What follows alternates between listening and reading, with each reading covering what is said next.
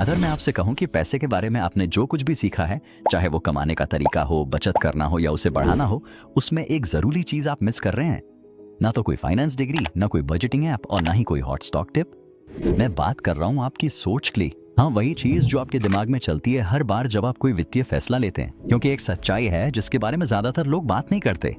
पैसे से जुड़े फैसले पहले भावनात्मक होते हैं, बाद में तर्कसंगत। ये वीडियो खर्चों को ट्रैक करने या डे ट्रेडर बनने के बारे में नहीं है। ये उससे कहीं गहरी बात है, कैसे आपकी मनोविज्ञान आपकी वित्तीय भविष्य को आकार देती है। और अगर आप मेरे साथ बने रहे तो आप 7 ऐसी जिंदगी बदल देने वाली पैसे की सीखे जानेंगे जिन्होंने मेरी पैसे को देखने, इस्तेमाल करने और बढ़ाने की सोच को पूरी तरह बदल दिया। ये कोई थ्योरी नहीं है, बल्कि असली दुनिया की सच्चाइयां हैं जो काश किसी ने मुझे पहले बता दी होती। पहला सबक, हर किसी की अपनी एक पैसे की कहानी होती है। क्या आपने कभी किसी को बेवकूफी भरी चीजों पे पैसे उड़ाते देखा है और सोचा है ये आखिर कर क्या रहे हैं? जैसे वो दोस्त जिसे पहली सैलरी मिली और उसने तुरंत ही लग्जरी वीकेंड ट्रिप बुक कर ली, जबकि उसके क्रेडिट कार्ड का बैलेंस पहले से ही चिल्ला रहा है। लेकिन एक बात ने मेरी सोच बदल दी।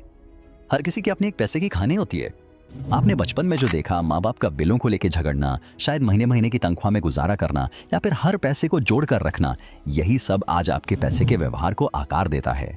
जब मैं बच्चा था, मैंने अपने पापा को हर रुपए को जादू की तरह खींचते हुए देखा। हम निवेश या बचत के बारे में बात नहीं करते थे, हम तो बस जीने की बात करते थे। तो जब मैंने कमाना शुरू किया तो मैंने खूब खर्चा किया। मैंने वो चीजें खरीदी जिनकी मुझे जरूरत नहीं थी, सिर्फ इसलिए कि मुझे लगा अब मेरे पास कंट्रोल है। क्या ये समझदारी थी? बिल्कुल नहीं। क्या भावनात्मक पूरी तरह। और बताओ क्या? बाकी सब भी ऐसे ही हैं। इसीलिए बिना किसी की पृष्ठभूमि जाने उसके पैसे के फैसलों पे जज करना बेकार है। आपका वो दोस्त जो बचत को लेकर पागल है, शायद अपने बचपन की अस्थिरता से उभर रहा है। जो दोस्त क्रिप्टो में योलो कर रहा है, वो शायद उस 9 से 5 की नौकरी से भागना चाहता है जिसे वो नापसंद करता है। जब मैंने ये समझा तो मैंने दूसरों को जज करना छोड़ दिया और सबसे जरूरी बात, मैंने खुद को माफ करना शुरू किया। दूसरा सबक, आप एक अलग खेल खेल रहे हैं। सोशल मीडिया आपके पैसे की सोच को जितना आप समझते हैं उससे कहीं ज्यादा बिगाड़ देता है। ट्विटर पे एक बार स्क्रॉल करो और अचानक आपको लगता है कि आप हार गए, क्योंकि कोई 19 साल का लड़का डॉज कॉइन से $500 को $50,000 में बदल चुका है। मैं भी पहले उस जाल में फंस जाता था, लेकिन फिर मैंने ये सच सीखा, हम एक ही खेल नहीं खेल रहे।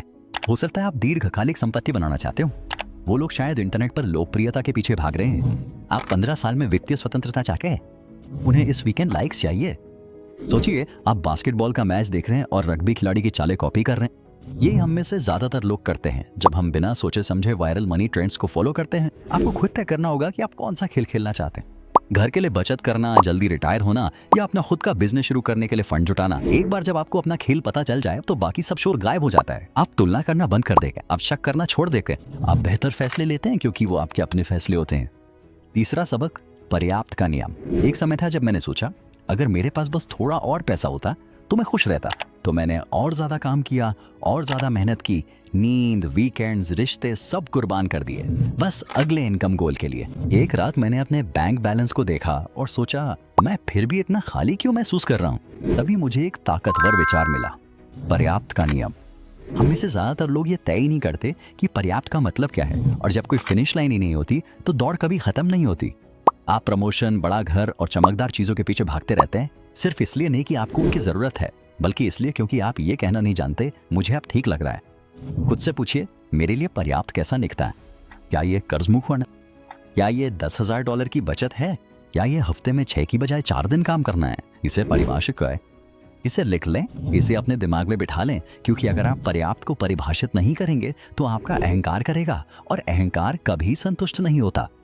8.4 चक्रवृद्धि असली सुपर पावर है। क्या आप जानते हैं तेजी से पैसे कमाने से भी ज्यादा कूल क्या है? धीरे धीरे और लगातार पैसे कमाना। मैं समझाता हूँ। मैं पहले सोचता था कि दौलत एक बड़ा तीर मारने से आती है, कोई जीतने वाला शेयर, कोई वायरल हो जाने वाला बिजनेस या कोई रातों रात मिली सफलता। लेकिन फिर मैंने कुछ हैरान करने वाला देखा। जिन सबसे अमीर और सबसे शांत लोगों से मैं मिला, वे दिखावे वाले नहीं थे, वे डींग नहीं मारते थे। उन्होंने बस जल्दी शुरू किया और धैर्य बनाए रखा। यही है चक्रवृद्धि। ये आकर्षक नहीं है, ये रोमांचक नहीं है, लेकिन ये अजेय है। हर महीने सिर्फ $200 निवेश करना शायद ज्यादा ना लगे, लेकिन 20 सालों में यही फर्क है आर्थिक तनाव और आर्थिक आजादी के बीच। यही बात आपकी आदतों पे भी लागू होती है। एक किताब पढ़ने से आपकी जिंदगी नहीं बदल जाएगी, 3 साल में 50 किताबें पढ़ना पूरी तरह से बदलाओ। एक बार वर्कआउट करने से आपका शरीर नहीं बदलेगा, साल भर हफ्ते में 4 बार जिम जाना नई पहचान बन जाती है। चक्रवृद्धि निरंतरता को इनाम देती है, अति को नहीं। आर्थिक स्थिति सुधारने के लिए साधारण शुरुआत करें और धैर्य रखें। समय को अपना कमाल दिखा लेंगे। पांचवा सबक, अदृश्य प्रतिष्ठा का जाल। अब मैं आपको एक कड़वी सच्चाई बताता।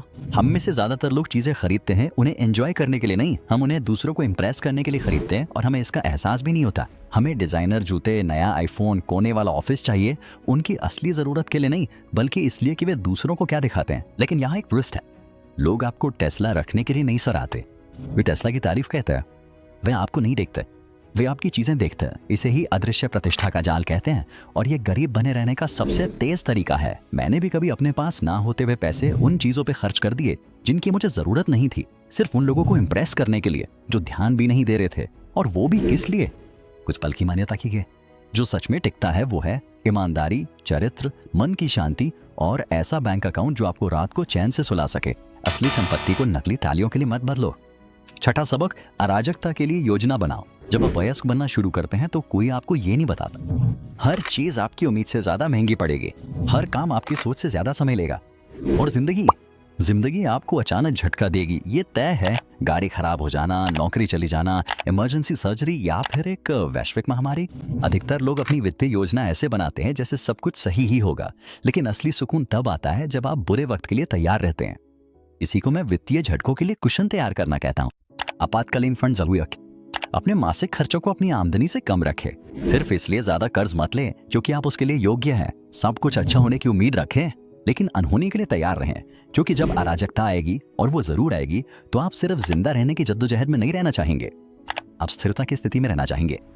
सातवां सबक, सिस्टम को अपने पक्ष में बुलाओ। ठीक है, अब सब कुछ एक साथ जोड़ते हैं। इनमें से कोई भी विचार अकेले में काम नहीं करता। चक्रवृद्धि को समझना बेकार है अगर आप अपनी सारी कमाई सिर्फ दिखावे के पीछे उड़ा देते हैं। इतना काफी है, ये तय करना भी बेकार है अगर आप अपनी तुलना हमेशा दूसरों से करते रहते हैं। आपातकालीन फंड होना भी तब बेकार है जब लालच आपको लापरवाही से निवेश करने के लिए उकसाता है। ये सबक एक तरह की कवच की तरह है। एक टुकड़ा मदद करता है, लेकिन पूरी कवच ही असली सुरक्षा देती है। यही तरीका है कि जब जिंदगी मुश्किल हो जाए तब भी आप टिके रह सकें। तो ये है जो मैंने किया है और मैं आपको भी यही करने की सलाह देता हूँ। अपनी पैसे की कहानी जानिए, अपना खेल सुनिए, अपने लिए कितना काफी है ये तय कीजिए। चक्रवृद्धि की ताकत का सम्मान कीजिए, दिखावे की दौड़ को नजरअंदाज कीजिए, अराजकता के लिए योजना बनाइए। इन आदतों को डोमिनोज की तरह एक के ऊपर एक जमाइए, क्योंकि असली संपत्ति ऐसे ही बनती है। सिर्फ पैसों की संपत्ति नहीं, बल्कि मानसिक संपत्ति, भावनात्मक संपत्ति और आजादी की संपत्ति भी। आखिरकार कार्रवाई प्रेरणा से बेहतर है। ठीक है, अब सबसे सच्ची बात का समय है। इनमें से कुछ भी मायने नहीं रखता जब तक आप सच में इसके लिए कुछ करते नहीं है। आप YouTube पे हर फाइनेंशियल वीडियो देख सकते हैं, आप हर पैसे की किताब में हर कोट को हाईलाइट कर सकते हैं, लेकिन जब तक आप अमल नहीं करते, ये सब सिर्फ मनोरंजन है। तो बताइए, आज आप कौन सी एक आदत शुरू कर सकते हैं? पैसे से जुड़ा कौन सा एक विश्वास है जिसे आपको छोड़ना है? वो कौन सा एक वित्तीय लक्ष्य है जिसके लिए आप हर दिन तैयार रहना चाहेंगे? एक चुनिए, बस एक, और आगे बढ़िए। क्योंकि मैंने ये सीखा है, सफलता सिर्फ सबसे होशियार लोगों के लिए नहीं होती। ये उन लोगों के लिए होती है जो सबसे शांत रहते हैं, सबसे लगातार रहते हैं, जो सिर्फ देखते नहीं बल्कि मेहनत भी करते हैं। अगर इस वीडियो ने आपको थोड़ी देर के लिए भी रुकने पे मजबूर किया, अगर इसने आपके अंदर कुछ जगा दिया, अगर एक पल के लिए भी आपको लगा यार मुझे पैसे को देखने का नजरिया बदलना चाहिए, तो इसे ऐसे मत स्क्रॉल करिए जैसे ये बस एक और वीडियो है। क्योंकि ये सिर्फ कंटेंट नहीं है, ये आपके लिए एक वेकअप कॉल है। ये आपको याद दिलाने के लिए है कि दौलत आपके बटुए से नहीं, ये आपके दिमाग से शुरू होती है।